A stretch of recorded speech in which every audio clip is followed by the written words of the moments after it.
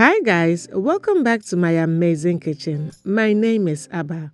In today's video we are making some delicious stir-fried beef suya. So come along and let's get right into the video.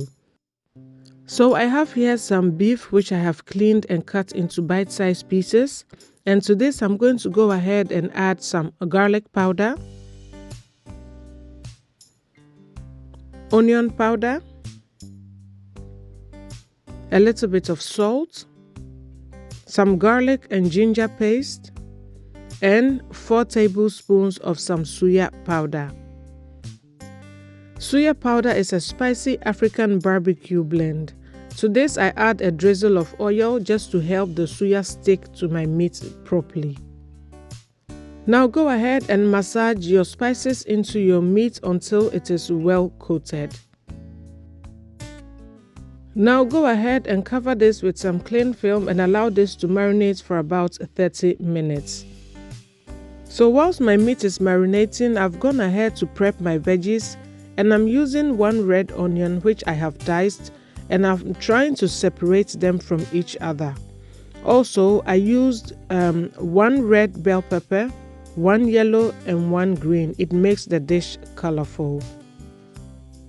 Now in my pan here, I'm going to go ahead and drizzle in some oil.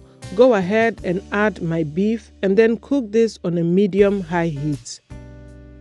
Try not to overcrowd your pan at this stage so that your beef can cook faster and also get a very beautiful color on the outside. It is very important to use a fast cooking cut of beef for this recipe. In this recipe, I am using some steak. Now go ahead and cook this for about 2 to 3 minutes or until cooked according to your preference.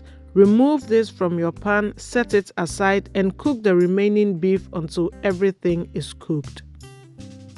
In the same pan, go ahead and add all of your veggies and stir fry this for about 2 minutes. You may add some more oil if necessary. I want my vegetables to be firm and crunchy, so I'm cooking this on high heat and I'm adding a little bit of salt at this point to season it. Now I'm going to go in and add our beef back to my vegetables. Now go ahead and stir fry your beef and your vegetables together for an additional 1 minute or 2, and our stir-fried beef suya will be ready.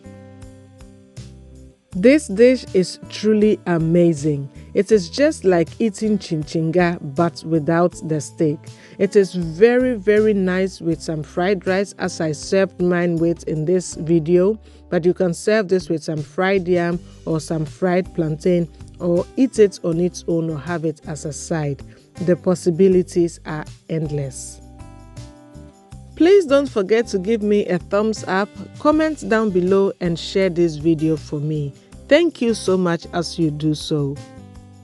And until I come your way next time with another amazingly delicious recipe, please remember that cooking should always be fun and exciting. So make this dish with love and see it radiate through the hearts of your family.